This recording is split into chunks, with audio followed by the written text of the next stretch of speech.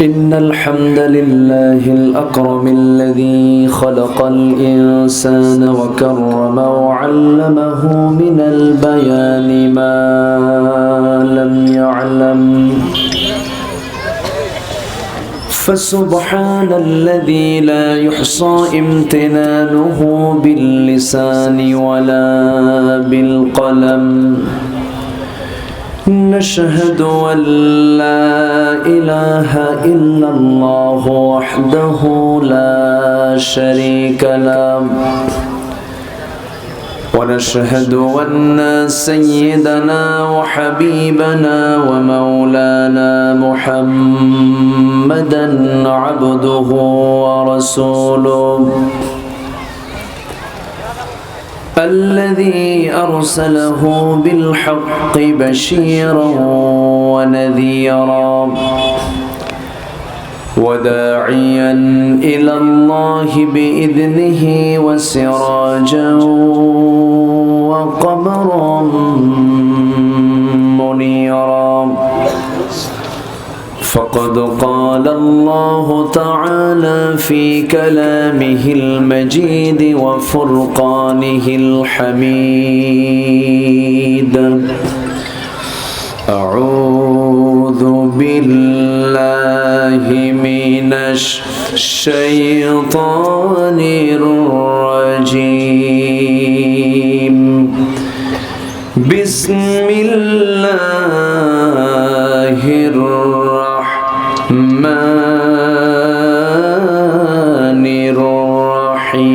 الرحيم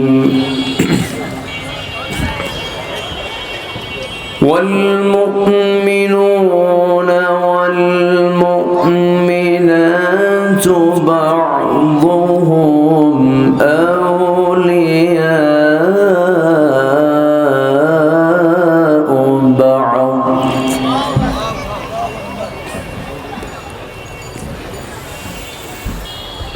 يأمرون بالمعروف وينهون عن المنكر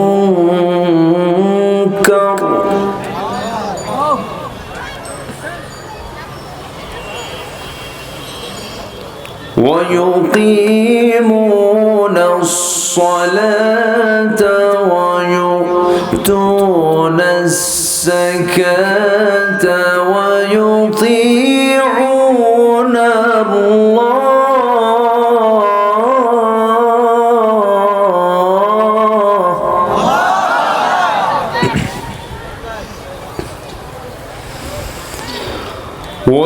ويطيعون الله ورسوله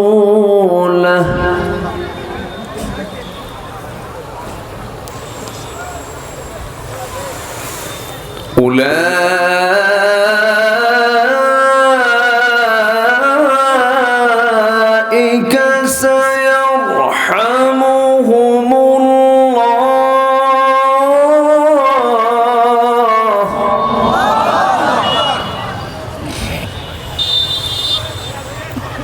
إن الله عزيز حكيم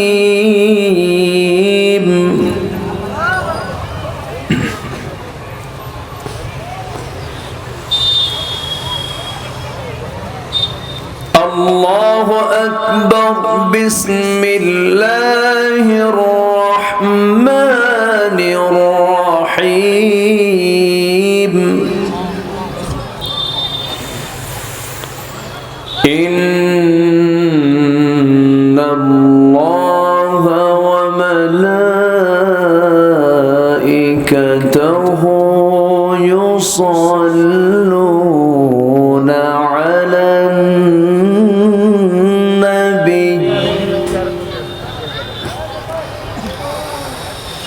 يا أيها الذين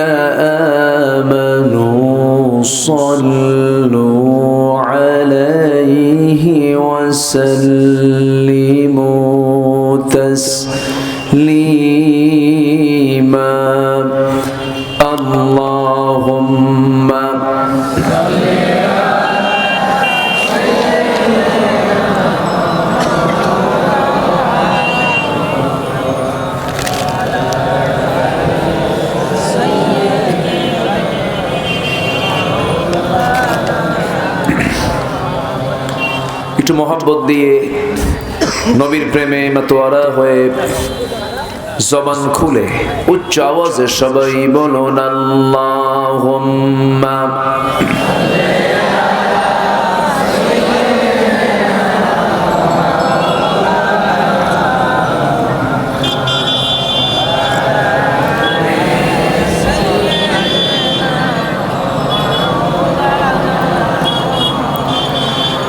জীবনে কখনো তুমি মিথ্যা বলনি, তাই তো তোমায় পেতে কাঁদে ধরণী, কাঁদে ধরণী। তোমারই মতো নেতা পেতে, তোমারই মতো নেতা পেতে পৃথিবী আকুল। হে রাসূল, হে রাসূল আল্লাহুম্মা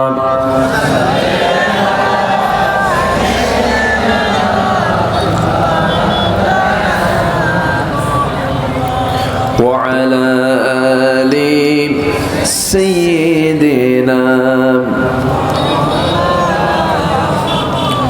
সবাই বলুন বালাগাল উলা বিকামালিহি, কাশাফাত তুজা বিজামালিহি, হাসনাত জামিউ খিসালিহি। সাল্লু সূরতে ইউসুফ বিদারি, হিকমতে লুকমান ইমাম, কারিয়ে কুরআন বারি, ये है दिले सादे माने मा, बलगल उला बिकमालिही, कशफत तुजा बिजमालिही, हसनत जमीउ खिसालिही। सल्लु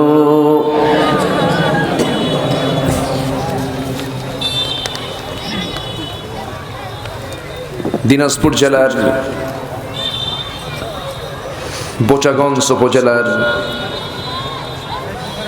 আটগাঁও তমিজপাড়া বাইতুল আমান জামে মসজিদ মাহফিল ইন্তেজামিয়া কমিটি কর্তৃক আয়োজিত দিনের বেলা অনুষ্ঠিত আটগাঁও দাখিল মাদ্রাসা মাঠে আজকের এই অনুষ্ঠিত তাফসীরুল কোরআন মাহফিল 2022 মহৎ আয়োজনের সম্মানিত সুযোগ্য সভাপতি, ইসলাম দরদি ব্যক্তিত্ব জনাব ইঞ্জিনিয়ার রাকিব হাসান, আজকের প্রোগ্রামের বরেণ্য প্রধান অতিথি বিশিষ্ট রাজনীতিবিদ জনাব আফসার আলী, কথা বলেছেন নন্দিত আলেমে দ্বীন বিশিষ্ট ইসলামী চিন্তাবিদ আমার স্নেহধন্য মুহতারাম মাওলানা হারুন রশিদ হাফিজাহুল্লাহ, উপস্থিত হযরত উলামায়ে কেরাম, ফদলায়ে আযম, সুশীল সমাজ, জাতির শ্রেষ্ঠ সন্তান, নাগরিক গড়ার কারিগর, শিক্ষক মণ্ডলী,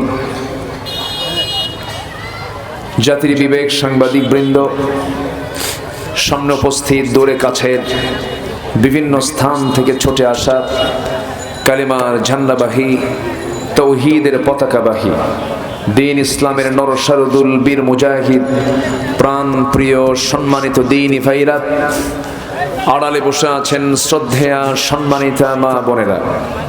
আলোচনার সূচনায় আনুষ্ঠানিকতার মধ্য দিয়ে আমার পক্ষ থেকে আবারও দিল খোলা সালাম, আসসালামু আলাইকুম ওয়া রাহমাতুল্লাহি তাআলা ওয়া বারাকাতুহু। সবাই কেমন আছেন? আমাকে প্রশ্ন করলেন যে আল্লাহ তাআলা আমাকে আপনার কাতারেই রেখেছেন, আলহামদুলিল্লাহ। আল্লাহ পাকের মেহেরবানি, যেই গ্রামীণ জীবনের ব্যস্ত সময়ে, যে সময় কৃষক মাঠের ধান কাটা নিয়ে ব্যস্ত, এই প্রচণ্ড ব্যস্ততার মাঝে সারাদিনের সকল কাজকে স্থগিত করে কোরআন শোনাকে একটি জরুরি ইবাদত বলে মনে করে আমরা যারা আসতে পেরেছি এই ভর দুপুর বেলা কোরআন শোনার জন্য, যিনি আমাকে আপনাকে আসার বসার তৌফিক দিলেন, শুকর আদায় করছি, মুহাব্বতান বলে উঠছি আলহামদুলিল্লাহ। আবারও বলছি আলহামদুলিল্লাহ।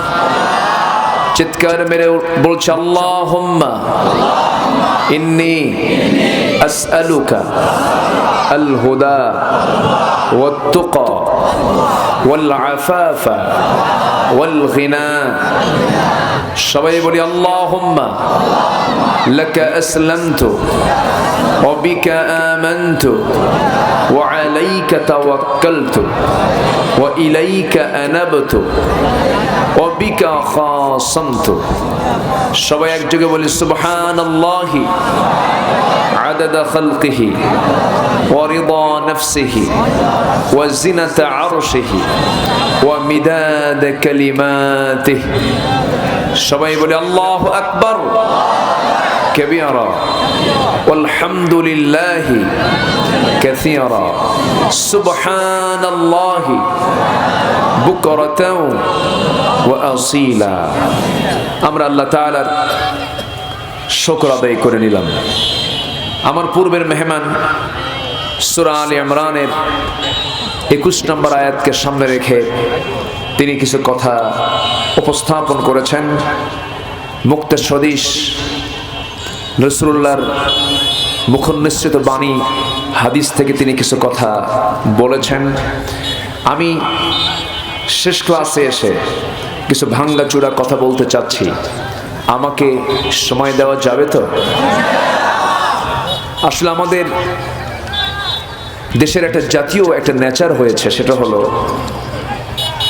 জুমার নামাজের আজান হয় হলো 12:15, মুসল্লি আসে কখন? এমন কেমনও মুসল্লি আছে ওই দিনও 1 রাকাত পায় না, আছে না নাই? আচ্ছা, অথচ জুমার দিনে যদি কোনো বান্দা সবার আগে মসজিদে প্রবেশ করতে পারে, আল্লাহ তাআলা তাকে একটি উট কুরবানির সওয়াব দিয়ে দেন। তাহলে সব জায়গায় আগে আসার, ডিউ টাইমে ফার্স্ট টাইমে আসার একটা বরকত, এর একটি বেশি প্রাপ্তি আল্লাহর দরবারে আছে না নাই? আছে। এই যে আপনারা এসে বসলেন, আমি যখন শুরু করেছি অর্ধেকও ছিলেন না, কিছুক্ষণ পর দেখা যাবে মাঠটা ভরে গেছে। সবার শেষে কিছু লোক আসবে, এসে সবার শেষে এসে সবার আগে গিয়ে ওই লোকটা আবার পরে বলবে, হুজুর কি ওয়াজ করলো কিছুই বুঝলাম না। আছে না নাই? আচ্ছা, এই জন্য আমার আওয়াজ যারা শুনতে পাচ্ছেন, মেহেরবানি করে আশপাশে যারা আছেন, দিনের বেলা তো এটা একটা ক্লাস, একটা ধারণা নিয়ে ক্লাসের মাঝখানে এসে বসে আলোচনার সেই প্রাণ আপনি খুঁজে পাবেন না। আবার মাঝখানে এসে আলোচনার যে একটা সুন্দর পরিবেশ, আপনি এটা বুঝতেও পারবেন না। এই জন্য আমাদের উচিত যে কোনো কাজ অসময়ে না সময়ে, সময়ে করো না সময়ে করা, সময়ে করা। এই পৃথিবীতে আল্লাহ তাআলা সবচেয়ে মূল্যবান আমার আপনার জন্য করে দিয়েছেন সময়টাকে। সময়কে কাজে লাগাতে হবে। সময় নামে 114 সূরার মধ্যে একটা সূরার নামকরণ হয়েছে দ্য টাইম। সময় নামে একটা সূরা আছে না নাই? আছে। কেন দেওয়া হয়েছে? যে সময়ের মূল্য অনেক। সময়কে যে জাতি যত মূল্য দেয়, তারাই তাদের কাঙ্ক্ষিত লক্ষ্যে পৌঁছতে পারে। An idle brain is devil's workshop. একটা অলস মস্তিষ্ক হলো শয়তানের কারখানা। যে লোক অলসতা করবে তার কখনো উন্নয়ন হবে না, উন্নতি হবে না। সে ব্যক্তির জন্য বোঝা, পরিবারের জন্য বোঝা, সমাজের জন্য বোঝা, জাতির জন্য বোঝা, আল্লাহর কাছে অকৃতজ্ঞ বান্দা। এই জন্য অলস হওয়ার কোনো সুযোগ নেই। সময়কে কাজে লাগানোর জন্যই আল্লাহ তাআলা এই দুনিয়াতে আমাকে আপনাকে পাঠিয়েছেন। আল্লাহ রাব্বুল আলামিন সুন্দর করে বলছেন, হুয়াল্লাযী খালাকাল মাউতা ওয়াল হায়াতা লিয়াবলুয়াকুম আইয়ুকুম আহসানু আমালান ওয়া হুয়াল আজিজুল গফুর। তিনি সেই মহান সত্তা যিনি জীবন এবং মৃত্যু সৃষ্টি করেছেন, জন্ম মৃত্যু সৃষ্টি করেছেন, যেন তিনি বুঝে নিতে পারেন তোমাদের মধ্যে কোন কোন বান্দাগুলো ভালো আমল করতে পেরেছে। দুনিয়াতে এসেছি আমরা খারাপ কাজের জন্য না, ভালো কাজের জন্য। কিন্তু দুঃখজনক হলো সত্য, পৃথিবীতে আজকে ভালো কাজ বেশি চলে না খারাপ কাজ বেশি চলে? কোন কাজ বেশি চলে? জাতি তাহাজ্জুদ পড়ে না, কিন্তু 3টার দিকে খেলা ঠিকই দেখে। কি আছে না? আছে। তাহাজ্জুদের সময় আল্লাহ তাআলা আরশ আজিম থেকে, আমার আল্লাহ তাআলার তো একটা নির্দিষ্ট আসন আছে, ওয়াসিআ কুরসিয়ুহুস সামাওয়াতি ওয়াল আরদ। আরশ আজিম থেকে তিনি শেষ রাত্রে ফিস সামাঈদ দুনিয়া, দুনিয়ার আকাশে আসেন এবং বলেন, কে কোন গুনাহগার আছো, গুনার জন্য আমার কাছে মাফ চাবে। কোন বান্দা রিজিকের সমস্যা আমার কাছে চাবে, আমি তার সকল চাহিদা পূরণ করে দেব।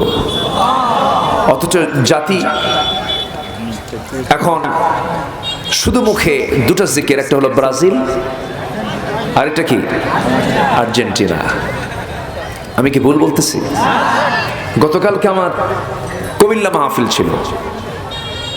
কুমিল্লার দেবিদ্যার ভিতর থেকে আমি আসতেছিলাম, দেখি রাস্তার মোড়ে মোড়ে বিশাল প্রজেক্টর দিয়ে রাত 2টা 3টে বেজে যাচ্ছে, 1টা বাজতেছে, এই খেলাগুলো দেখছে তারা।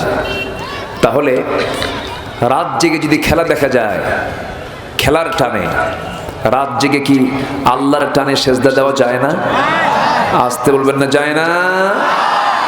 যায়। কিন্তু তাহাজ্জুদ দূরের কথা, ফজরের খবর নাই। আমি কি ভুল বললাম? ফজর পড়ে না। কেন পড়েন না? হুজুর এত ঘুম ধরে, ঘুমের ঠেলায় উঠতে পারি না।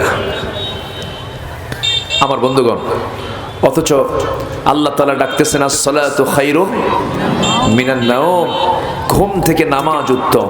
কেন?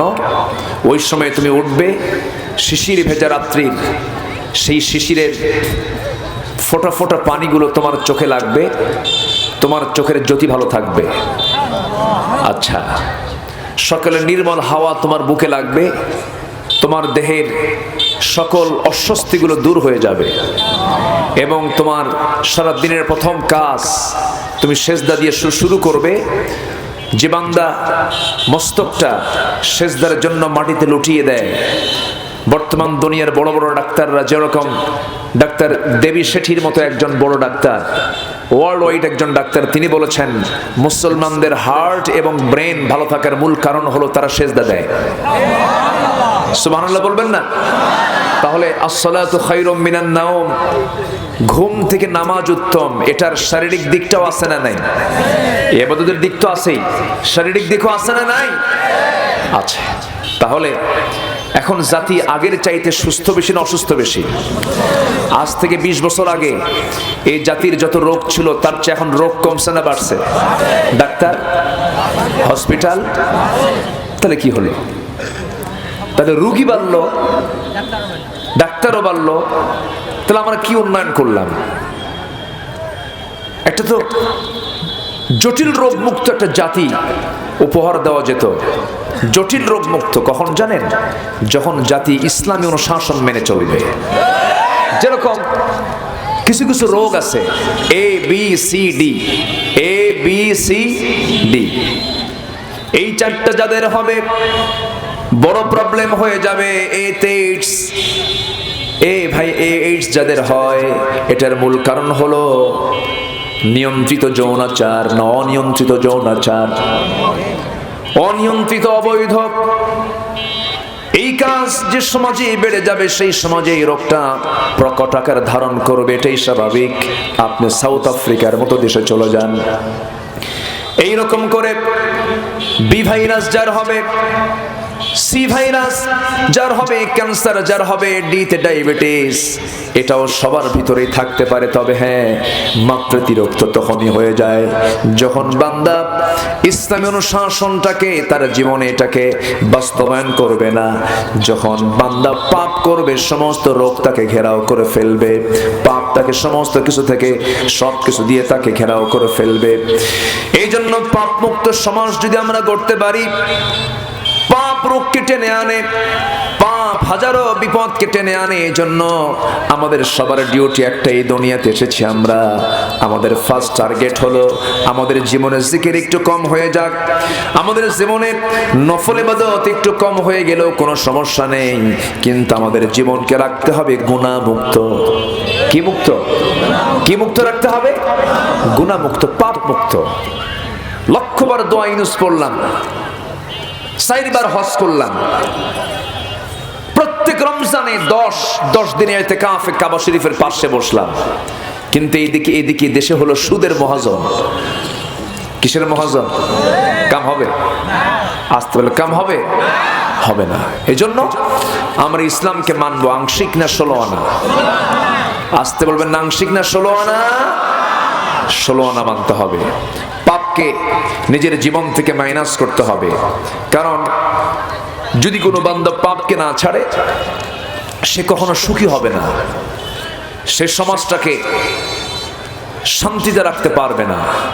এই জন্য সমাজের প্রতিটি মানুষের সুখ শান্তির জন্য এবং আখিরাতের নাজাতের মুক্তির জন্য পাপ মুক্ত জীবন গড়ার বিকল্প কোনো পথ নাই। পাপ করার জন্য সকল মাধ্যম আজকে সমাজে বন্ধ আছে না খোলা আছে? বন্ধ আছে না খোলা আছে? বরঞ্চ আপনি ভালো কাজ করতে যাবেন তখন আপনাকে গালি শুনতে হবে। আমি কি ভুল বলতেছি? আপনি টুপিওয়ালা হবেন, আপনি দাড়িওয়ালা হবেন, আপনি ঘন ঘন মসজিদে যাবেন, কিছু কিছু লোকের কাছে এটা হবে, এটা এই মোল্লা হয়ে গেছে, মৌলবাদী হয়ে গেছে। আল্লাহর নাম বেশি করে নিলে পরে তাকে সন্দেহ করা হয়। সম্মানিত ভাইয়েরা, সম্মানিত বন্ধুগণ, দুনিয়া আমার আসল জায়গা নয়, আমার আসল বন্ধু আগে তালাশ করা দরকার। আমি কোন যেন একটা মায়া মরিচিকার মধ্যে পড়ে আছি। ওই যে পাকা রাস্তার এক কোণা থেকে পাকা রাস্তার আরেক কোণায় দেখা যায় যে সামনে যেন পানি, যেন সেখানে পানি বিরাজ করছে। আমার পানির মতো দেখা যায় না? পাকা রাস্তার এক কোণা থেকে একটু দূরের দিকে তাকালে কি মনে হয়? সামনে পানি চকচক করছে, মানে মনে হচ্ছে কি যেন ওখানে পানি মনে হয় সেখানে আছে, পানি মৌজুদ আছে। সুম্মা লাম ইয়াজিদহু শাইআন, যখন সেখানে চলে যায় যে দেখে সেখানে আর কোনো পানি নেই। এটা কিন্তু কোরআন শরীফের আয়াত, কিন্তু কোরআনের কিন্তু একটা আয়াত আল্লাহ তাআলা উদাহরণ দিয়েছেন। লাম ইয়াজিদহু শাইআন, সেখানে গিয়ে দেখে সেখানে কোনো পানি নাই। পৃথিবীর জিন্দেগিটা হলো তেমন একটা মায়া মরুচিকার মতো, সামনে গিয়ে দেখে আসলে কিচ্ছু নাই। মরে গেলে এই মুহূর্তে আমার কিছু আছে? আসতে বলবেন আমার কিছু আছে। কিন্তু সারা জীবন আমরা আন্দোলন করেছি, এটা আমার, ওটা আমার, ইন্ডাস্ট্রিজ আমার,